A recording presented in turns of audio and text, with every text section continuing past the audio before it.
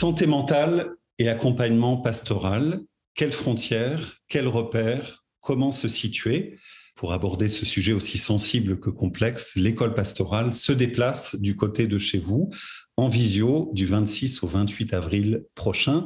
Alors, prenez date. En effet, entre psychopathologie et problèmes d'ordre spirituel, la frontière est parfois bien ténue. Alors, que faire pour bien faire?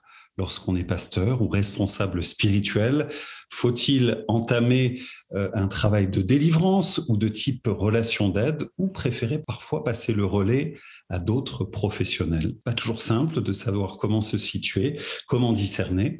Alors, avec une équipe pluridisciplinaire dans cette session, nous ouvrirons des pistes de réflexion pour définir les contours, le cadre de notre rôle, de notre accompagnement pastoral et donner des clés pour repérer à ces frontières la nécessité parfois de passer le relais. Alors pour traiter de ce sujet, le comité de l'école pastorale, José Dias et moi-même, nous vous avons concocté un programme avec 3 intervenants principaux. Le lundi après-midi, le pasteur Gilles Boucaumont, qui est pasteur à l'église protestante unie de Belleville, qui est aussi conférencier et auteur de livres sur ce sujet qui nous intéresse. Et il nous proposera un apport théologique pour parler de l'accompagnement spirituel, la place de la prière, le discernement spirituel dans les problèmes de santé mentale. Évidemment, il émaillera tout cela de témoignages de son vécu pastoral. Le mardi matin, nous aurons avec nous Cosette Fébricy, qui est psychologue, clinicienne, qui est psychopédagogue, qui est auteure et formatrice en relation d'aide dans le cadre d'Empreinte Formation.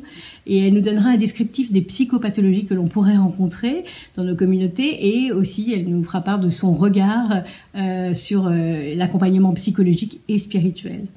Et le mercredi matin, nous aurons le docteur Sophie Guillaume, qui est psychiatre au CHU de Dole, qui est aussi l'épouse d'un pasteur et qui nous proposera son regard aussi, son analyse de psychiatre sur les conséquences psychiatriques de la pandémie que nous traversons et aussi la prise en charge de la dépression et la spiritualité. Lundi après-midi, mardi matin, mercredi matin, pour traiter de ce sujet avec des temps d'échange, bien entendu.